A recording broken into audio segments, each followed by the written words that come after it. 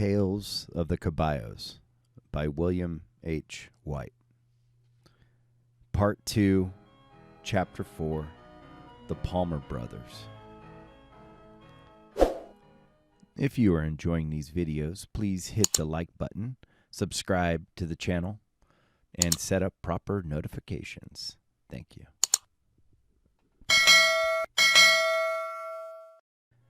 Never in the history of the Caballo Mountains has such a family of cold-blooded killers ever walked the canyons of the Caballos. Jack and Rease Palmer came to the mountain during the depths of the Great Depression.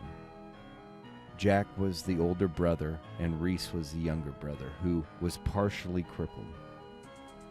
It has been said that Rease enjoyed the killings way too much and was usually the trigger man when the time came.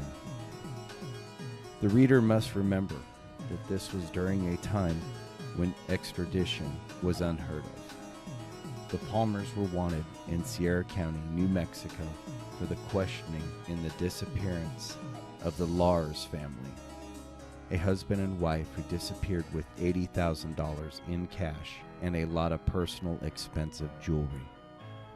To my knowledge, this was the only warrant issued, and it was never served. The Palmers were from California and only came to the mountains when they needed gold. Once they left Sierra County, they were free men with no threat from law enforcement. Typically, the Palmers would frequent one or more of the local watering holes in the community of Hot Springs. There, they would carefully pick their next victim while promising wealth at a time when jobs were extremely hard to come by. The victim was kept fully supplied with whiskey while the extraction took place. Once the Palmer brothers had enough gold, the victim was shot, pushed back in the hole, and the entrance covered until the next time the Palmers needed gold. No one is quite sure where the Palmers got into the mountain, at least no one who lived to tell about it. My best guess, somewhere around Granite Peak to the northwest, close to the road. As you can see, very little was known about these reclusive brothers. They were a pair best to be avoided. There was one bar in Hot Springs that stated that there were 31 disappearances unaccounted for during the Palmer brothers' era. Although 31 is an impressive number, the actual number is closer to half that amount. Still, an impressive record that stands to this day. As I have stated before, this was a different time, and this was the last frontier, so to speak. Law and order, as we know it, ended at the city limits. On the vast stretches of the federal land, there was no law enforcement except what little was provided by the local sheriff's department or by federal troops when they were in the area.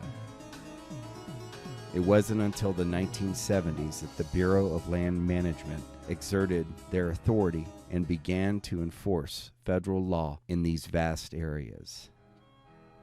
Until then, one's personal safety depended upon the goodwill of others and one's ability to use a firearm in personal defense. My personal estimate has the Palmers taking several hundred gold bars from the Caballo Mountains during their tenure here. Simple mathematics says that they always had an automobile close by that was capable of carrying up to 1,200 extra pounds.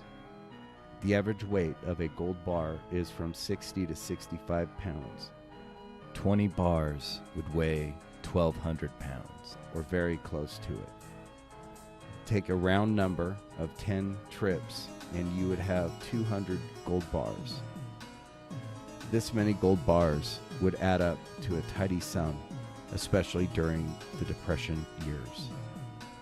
I do not have a good idea as to exactly where the Palmers extracted their gold, but it would be reasonable to assume that they left a lot more than they took from the mountain. I have never actively searched for this treasure site because of the possibility of having to deal with bodies left by these ruthless brothers. I do believe that it is still there on the mountains, but I would not envy the one who discovers this grisly treasure. The end. Up next, Part 2, Chapter 5, Fred Drolt.